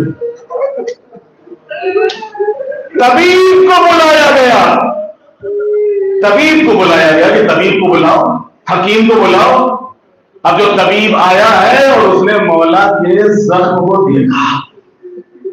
دیکھا کہ وہ جو زہر میں بجھائی ہوئی تلوار تھی اس کا زخم اتنا کاری تھا کہ زہر پورے جسم میں سرایہ کر چکا تھا, چہرے کا رنگ زرد پڑ چکا تھا, اور وہ کپڑا جو آپ کے سر مبارک پر باندھا گیا تھا اس زہر کی وجہ سے وہ بھی سبز اور زرد ہو گیا تھا. عزادار اور مرتبہ طبیب نے وہ کپڑا کھولا, جیسے ہی زخم پہ نگاہ پڑی بس ایک مرتبہ چیخ مار کے پیچھے ہٹا اور کہتا ہے کہ بس مولا وصیت کیجیے. اور پھر کہتا کہ ایک صورت ہے کہ ہاں جتنا زیادہ علی کو دودھ دیا جائے غذا کے طور پر, کیونکہ جسم کا سارا خون بہہ چکا ہے, سارا خون نکل چکا ہے, لہذا دودھ ان کو زیادہ سے زیادہ دیا جائے. کہتے ہیں کہ یہ خبر کوفے میں عام ہو گئی, اس لیے کہ پورا کوفہ انتظار میں تھا مولا کے. یہ خبر کوفے میں عام ہو گئی کہ حکیم کو بلایا گیا تھا اور اس حکیم نے دودھ کو تجویز کیا ہے. کہتے کوفے کے وہ یتیم کہ جن کی خبر گیری کے لیے مولا راتوں کو نکلا کرتے تھے, جن کے سروں پہ ہاتھ رکھا کرتے تھے, جن کی خبر گیری کیا کرتے تھے, انہوں نے اپنے گھروں میں پیالوں میں دودھ لیا اور کاسوں میں دودھ لے کے مولا کے دروازے پہ آئے, یا اللہ میرے مولا کو بچا لے. یتیموں کا سرپرست, بیواؤں کی خبر گیری کرنے والا, عزاداروں میرا دل چاہتا ہے کہ مولا کی خدمت میں عرض کروں. مولا حکیم نے طبیب نے دودھ تجویز کیا تو کوفے کے سارے بچے پیالوں میں دودھ لے کے آ گئے, لیکن آتا کربلا سے مک نجف سے کربلا کوئی زیادہ دور نہیں ہے. آپ ہی کے چھوٹے چھوٹے بچے ہاتھوں میں خالی کوزے لیے ہوئے کربلا میں آتش کی صدائیں بلند کر رہے تھے. جزاکم اللہ خیر الجزاء. امیر المومنین نے دودھ طلب کیا, پانی مانگا ہوتا پانی نکل جاتا, دودھ بتایا بچے دودھ لے کے حاضر ہو گئے, لیکن کربلا میں دودھ تو ڈھونڈ ملا, کوئی پانی بھی پلانے والا نہ تھا. عزاداروں ان بیویوں کی پیاس کب بجھی, ان بچوں کی پیاس کب بجھی مجھے نہیں معلوم. ایک روایت سن لیجیے اور بس ختم اور دعا. کہتے ہیں کہ جب قافلہ کربلا سے روانہ ہوا ہے یہ کوفے کی طرف, عزاداروں کوفے بھی قافلہ پہنچا نہیں تھا کہ ایک مقام پر شمر نے قافلے کو روکا. اب جو قافلے کو روکا, جناب ثانیہ زہرا نے پوچھا قافلے کو کیوں روکا گیا ہے؟ پتہ چلا کہ قریب میں نہر ہے اور شمر بلوٹ کچھ سواروں کو لے کے نہر میں پانی لینے کے لیے گیا ہے. تھوڑی دیر نہ گزری تھی کہ شمر اپنے ساتھیوں کے ساتھ مشکیزوں میں پانی بھر کے واپس ہوا. عزاداروں جیسے ہی پانی دیکھا سکینہ بے قرار ہو گئی, سکینہ بےقرار ہو گئی. یہ ملعون ایک ایک سپاہی کو, ایک ایک فوجی کو پانی پلانے لگا. جناب سکینہ مفتی اماں کی خدمت میں آئی. مفتی اماں اگر آپ کی اجازت ہو تو میں بھی تھوڑا سا اس ملعون سے پانی لے لوں. جناب زینب کہتی بیٹا یہ شیور بہت شقی ہے, اس کو پانی نہیں دے گا, لیکن اگر حجت تمام کرنا چاہتے ہو حجت تمام کر لو. سکینہ ہزاروں شیور کے قریب آئی اور ملعون مجھے بھی تھوڑا سا پانی دے دے. کہتے جب سکینہ داہنی طرف آتی تھی یہ ملعون اپنا رخ بائیں طرف کر لیتا تھا, جب بائیں طرف آتی تھی یہ ملعون اپنا رخ داہنی طرف کر لیتا تھا. سکینہ سمجھی کہ شاید جب سارے سپاہی پانی پی لیں گے تب مجھے پانی مل جائے. لیجیے سارے فوجی پانی پی چکے اور ایک مرتبہ شروع نے گھوڑوں کو پلانا شروع کیا. سکینہ پھر آگے بڑھی, پھر اس ملعون نے وہی کیا. جب داہنی طرف جاتی تھی بائیں طرف ہو جاتا تھا, جب بائیں طرف آتی تھی داہنی طرف ہو جاتا تھا. سکینہ سمجھی کہ شاید جب یہ گھوڑوں اور اونٹوں کو پانی پلا لے تب شاید مل جائے. ہزاروں کو منزل بھی آئی کہ جب سارے سپاہی پی چکے, سارے گھوڑے پانی پی چکے, سارے اونٹ سیراب ہو چکے, سکینہ ایک مرتبہ آگے بڑھی. اور ملعون مجھے تھوڑا سا پانی دے دے. ہزاروں سن سکتے ہو تو سن لو. روایت میں ہے کہ اس ملعون نے ایک مرتبہ سکینہ کی طرف بہت غور سے دیکھا اور غور سے دیکھنے کے بعد اپنا رخ پھیر لیا اور اپنا رخ پھیر کے زمین کے اوپر مشکیزے کا دہانہ کھول دیا. بہتے ہوئے پانی کو دیکھا, سکینہ بیٹھ گئی, اسی گیلی مٹی پہ اپنے ہاتھوں کو رکھا, کربلا کر کر کے آواز دی بابا اے میرے چچا, ارے ذرا سکینہ کی خبر لے لو, آج دشمن سیراب ہو رہا ہے لیکن آپ کے بچے پیاسے ہیں, آپ کی بہنیں پیاسی ہیں, ان کے لیے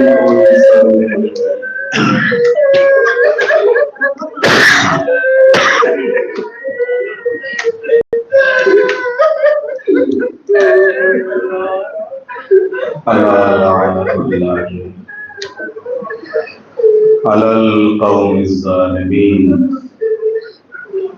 سيعلم الذين ظلموا أيّا منقلب ينقلبون.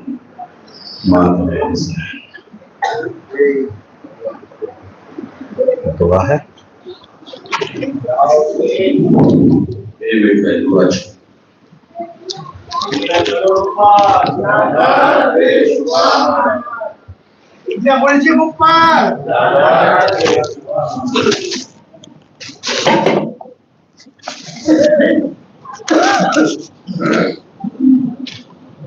محمد یوسف علی اکبر علی محمد سریعہ محمد بھائی محمد نجمہ یوسف علی محمد یوسف علی قاسم علی محمد زہرہ محمد علی سے بھائی محمد تاور بھائی جمال محمد تاور بھائی جمال بھائی محمد علی محمد بھائی تاور بھائی محمد قاسم علی تاور بھائی محمد پیار علی اکبر علی محمد رجاق علی پیار علی محمد عقیجہ محمد احسان علی محمد علی بھائی محمد یوسف بالو کابل بھائی محمد شبیر علی محمد علی محمد شبیر علی حلال بھائی محمد حسینہ محمد احسان علی محمد حلال بھائی محمد علی محمد شاہان علی شریف علی محمد شریف علی احسان علی محمد پیار علی محمد علی محمد برکت علی یوسف علی محمد زہرہ محمد برکت علی محمد یوسف علی شیخ محمد بھائی محمد اکبر علی جعفر علی تथा تمام مومنین والمومنات دنیا ثواب رسول پاک.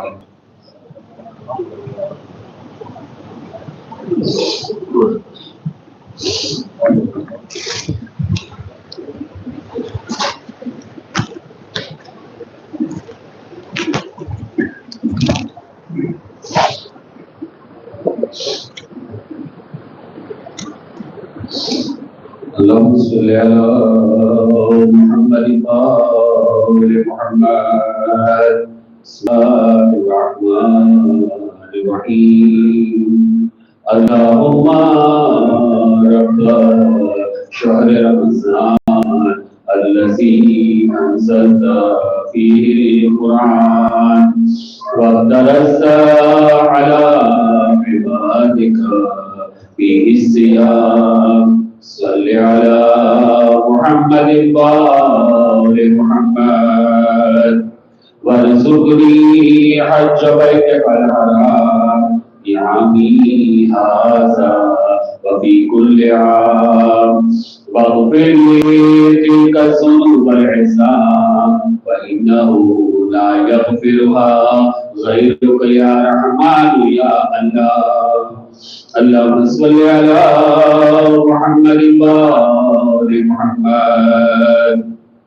بسم الله الرحمن الرحيم.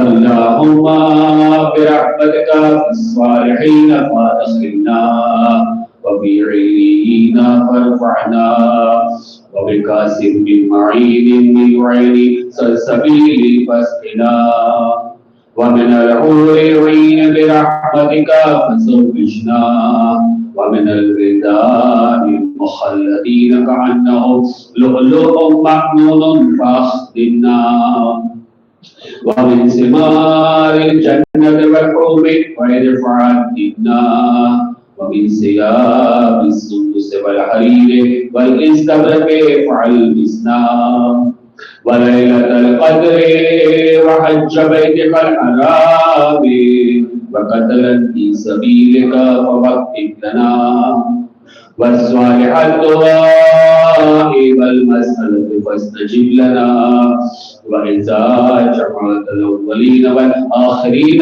يوم القيامة فارحمنا وبراءة من النار فاكتب لنا وفي جهنم فلا تضلنا وفي عذابك وهوانك فلا تبتلنا ومن الزقوم والزري فلا تدعنا ومن الشياطين فلا تجعلنا وفي النار على وجوهنا فلا تكرمنا ومن ثياب النار وسرابيل الخضراء فلا تلبسنا ومن كل سوء لا إله إلا أنت بحق لا إله إلا أنت فنجنا.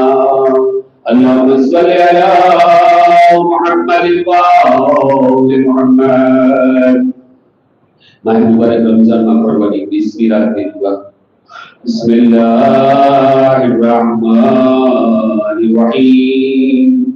أستغفر الله مما بزا من ذنوبي فنسيتها وهي مثبت علي يوصيها علي كرام الكاتبون ما أفعل واستغفر الله من موبقات الذنوب واستغفره من موبقات الذنوب واستغفره مما فرس علي وتوانيت واستغفره من نسيان شيء الذي ما عدني من ربي واستغفره من الصلاة والزلالات ومما كسبت يدي أمي به وأتوكل عليه كثيرا واستغفره واستغفره واستغفره واستغفره واستغفره واستغفره واستغفره واستغفره. اللهم صل على محمد وآل محمد. مادر الحسين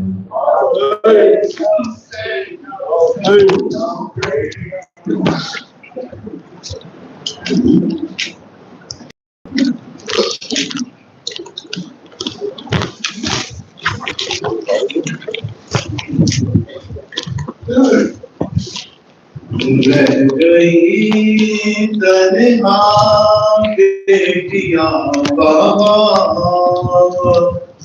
ہائے کوفہ شہر میں رہ گئی تنہا बेटियां बाबा है कोफा शहर में।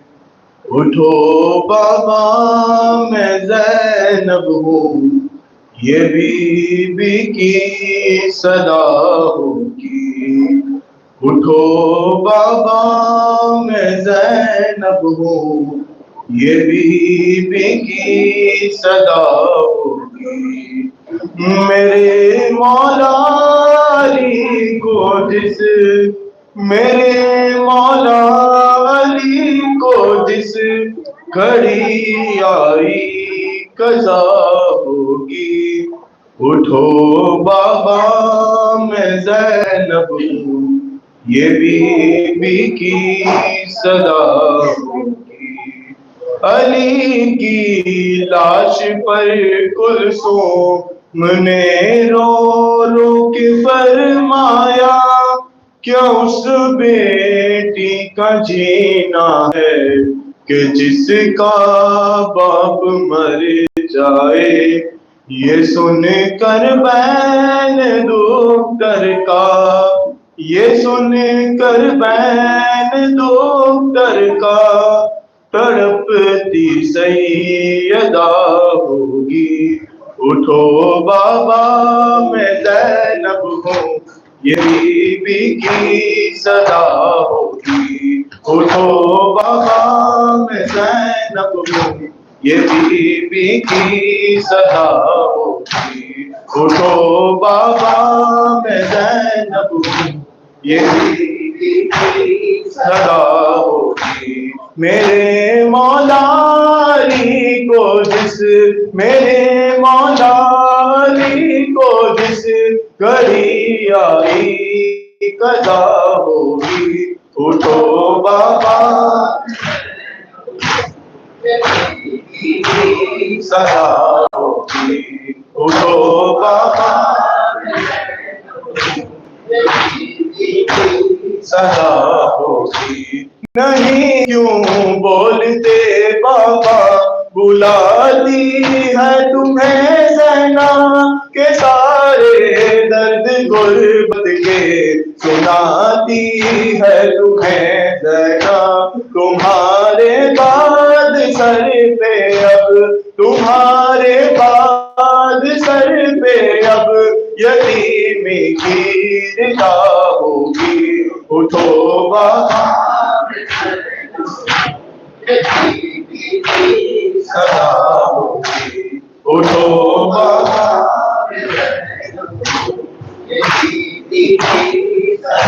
होगी। अभी तो माँ के सदमे से न बच्चों को सुकून आया कि तेरी मौत ने फिर से हमारे दिल को तड़पाया। यूं लगता है कि अब हम पे, यूं लगता है कि अब हम पे सितम की इंतहा होगी। उठो बाबा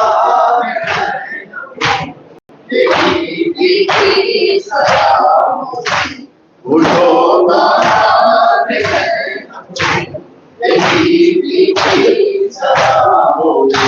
बरोज़े ईद कलमा को बहुत खुशियाँ मनाएंगे। तुम्हारे गम में हम बाबा मगर आंसू बहाएंगे। बताओ ईद क्या बाबा, बताओ ईद क्या बाबा, यतीमों की भला होगी। उठो बाबा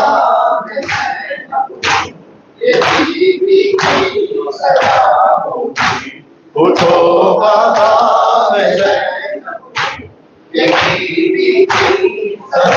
होगी। रिदा सर पे नहीं होगी, शराबी हम सबर होंगे। सीना की नोक पे बाबा तुम्हारे सब बिसर होंगे।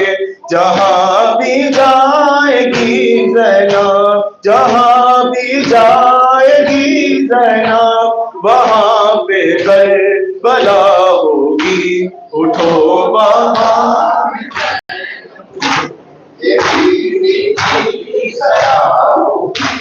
उठो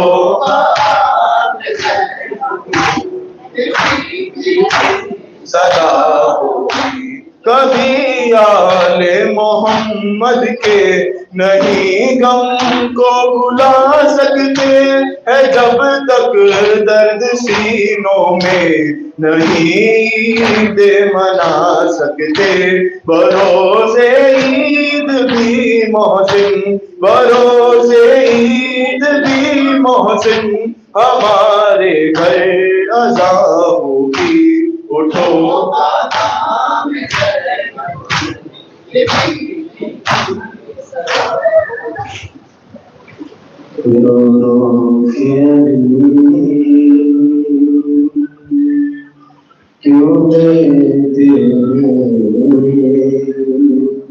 زینب کا نام مسلے پر کیا یاد علی کو آیا ہے بازار شام مسلے پر رو رو کے علی کیوں کہتے ہیں زینب کا نام مسلے پر رو رو کے علی کیوں لیتے ہیں زینب کا نام مسلے پر کھو جاری تھا زخمی سر سے روتے تھے نمازی سب میں کھڑے کھو جاری تھا زخمی سر سے روتے تھے نمازی سب میں کھڑے کس طرح حسن نے رو رو کر کی فجر تمام مسلے پر رو رو کے کیوں لیتے ہیں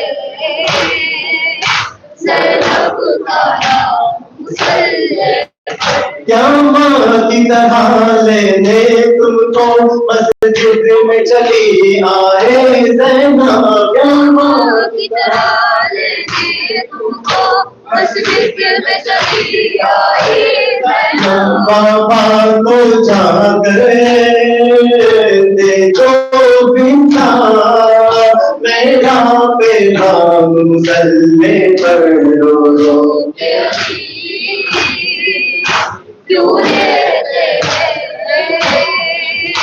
زینب کا نام مسلے پر زخمی پہلو جب یاد آیا زخمی پیشانی کھل گیا زخمی پہلو جب یاد آیا زخمی پیشانی کھل گیا زہرا کی مصیبت پر رویا مظلوم امام مسلے پر رو رو کے کیوں لیتے ہیں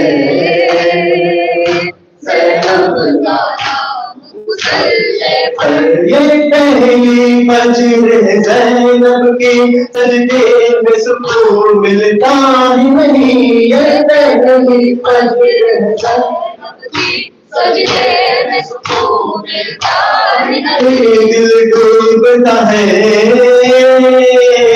آتا ہی نہیں ایک پل آرام مسلے پر رو رو کے کیوں لیتے ہیں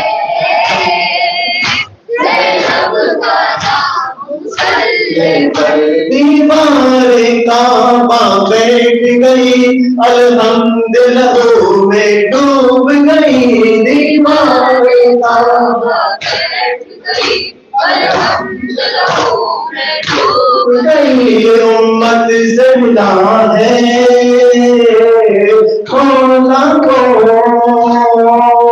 کیسا انعام مسلے پر رو رو کے کیوں لیتے ہیں زینب کا نام مسلے پر اس غربت پر روتی ہے علی کی غربت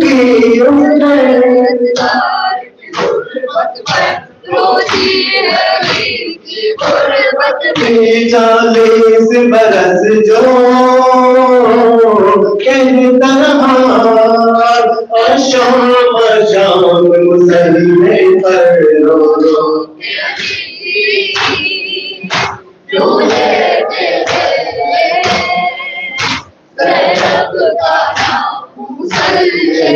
شبیر کی جانب سے اکبر قادر کو پلایا تھا شربت شبیر کی جانب سے اکبر قادر کو پلایا تھا شربت جب یاد علی کو مسلے پر رو رو جو لیتے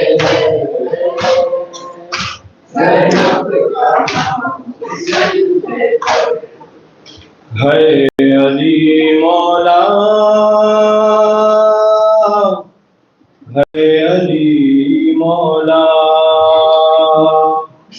یہ جنازہ ہے علی کا یہ جنازہ ہے علی کا شاہ خیبر گیر کا یہ جنازہ ہے علی کا آج بابا مر گیا ہے شبر و شبیر کا یہ جنازہ ہے علی کا یہ جنازہ ہے علی کا شاہ خیبر گیر کا یہ جنازہ ہے علی کا یہ جنازہ ہے علی کا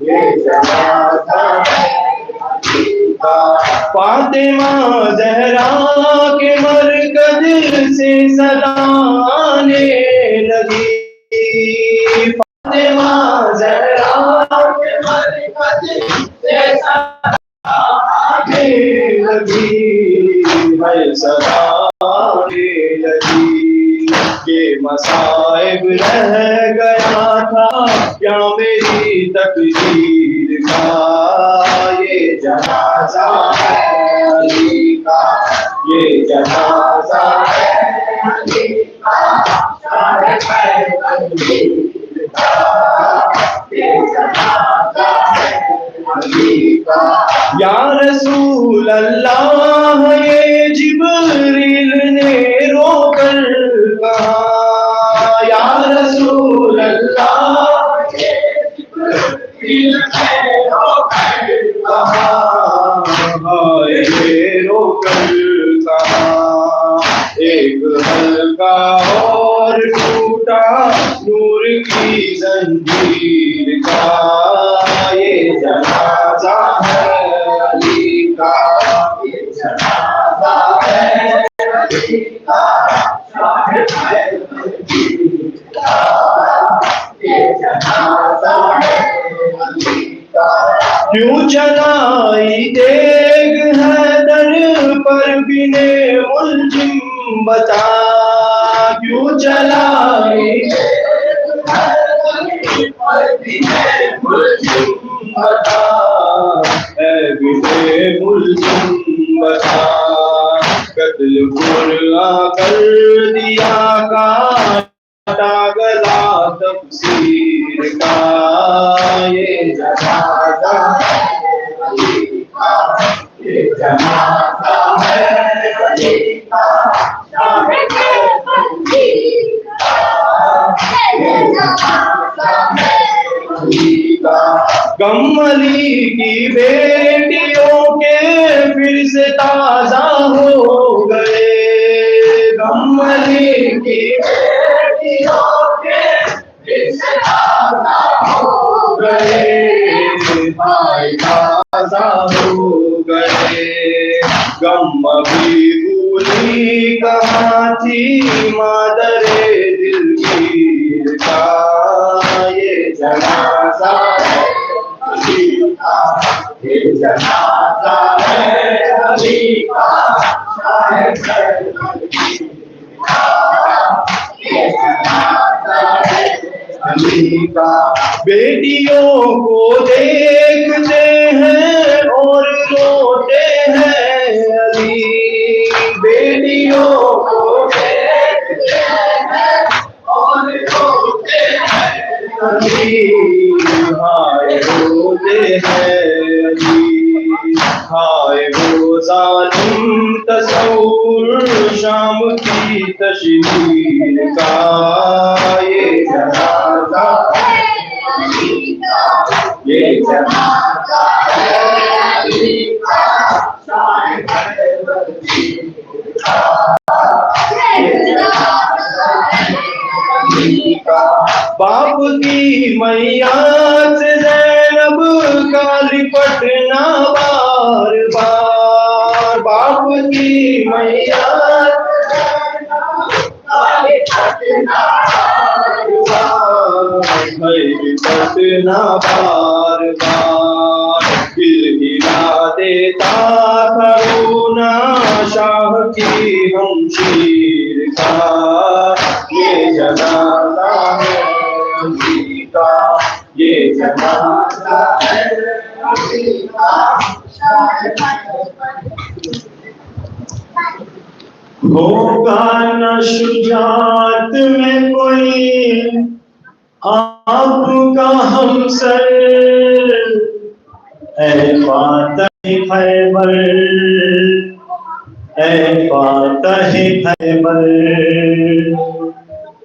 तुम मालिके कौसर हो, तुम्ही शाफ़े महशर, ऐ फातह खैबर, ऐ फातह खैबर, ऐ फातह खैबर, ऐ फातह फातह खैबर।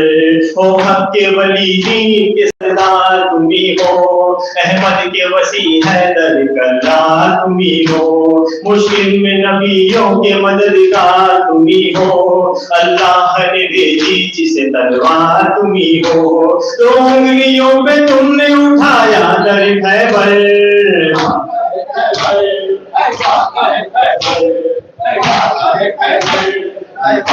खैबर। 19वीं रमजान की कैसी सहराई, जालिम ने सरे पाक पे तलवार चलाई, ऊंचे के शमा जमी तक उतर आई, जिब्रील ने सिदरा से दिलो कर ये दुहाई, क्या चैन से बैठे होंगे जख्मी हुए हैदर,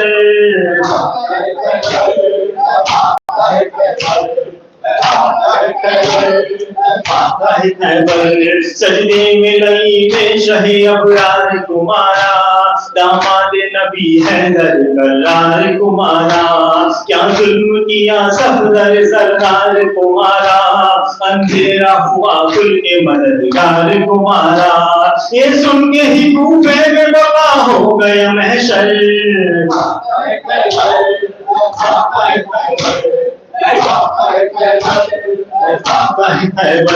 सुनकर ये सदा रोने लगी ज़ैनब गुलसूम, हुराने मलाइक में मची रोने की धूम, सहराओ पैगंबर भी हुए खुल्द में मधूम, हसनैन भी मस्जिद में गए बादिल मरहूम, कदमों पे गिरे बाप के कहते हुए रोकर,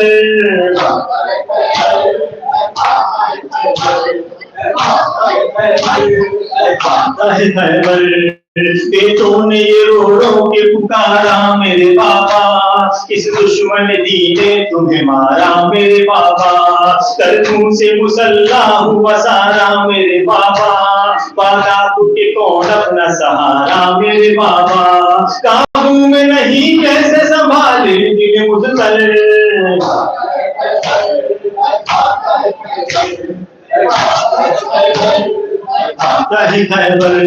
घर लाए जब हैदर को तो एक हश्र था बरपा, कुलसूम में हज़ीबी के सर करती थी नाला, किसने ये सितम आप पे ढाया मेरे बाबा, जर्राह ने जब जख्म सरे पाक को देखा, सर पीट लिया और ये कहने लगा रोकर,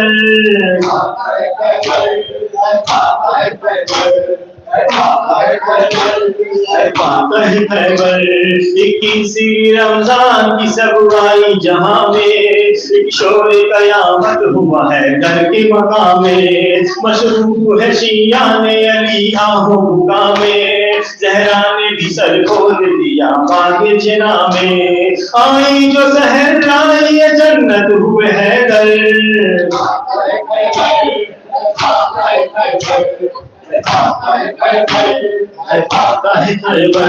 جب گھر سے روانہ ہوا حیدر کا جنازہ داماد نبی زہرا کے شوہر کا جنازہ شیعوں نے اٹھایا سہے صفدر کا جنازہ سب ہے کوئی نہ اٹھا سہے بے کس کا جنازہ ہر آنکھ میں آنسو ہے ہر ایک قلب ہے مضطر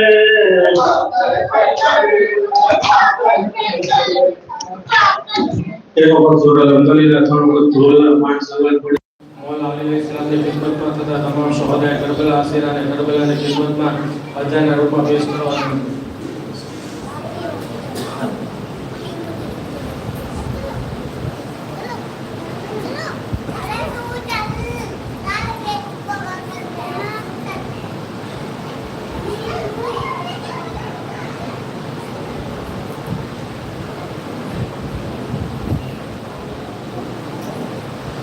السلام علیکم یا ابا عبداللہ السلام علیکم یا رسول اللہ السلام علیکم یا ابن امیر المؤمنین وابن سید الوسیل السلام علیکم یا ابن فاطمہ الزہراء سیدۃ نساء العالمین السلام علیکم ورحمۃ اللہ وبرکاتہ السلام علیکم یا مولا ابن مولا السلام علیکم یا غیب الغربا السلام علیکم یا شمشم شموس السلام علیکم یا انیس النفوس السلام علیکم یا سلطان یا ابو الحسن علی ابن موسیٰ رضا ورحمۃ اللہ وبرکاتہ السلام علیکم یا مولانا صاحب الرزق والزمان الامان الامان فتنة الزمان ومن شر الشیطان السلام علیکم یا شریک القرآن السلام علیکم یا خلیفۃ الرحمن السلام علیکم یا مظہر الایمان السلام علیکم یا مولانا صاحب الرزق والزمان عجل اللہ تعالی فرجک وسار اللہ تعالی مخرجک وزہورک ورحمۃ اللہ وبرکاتہ ودشمنان اہل بیت ایک ہم رچی مقبال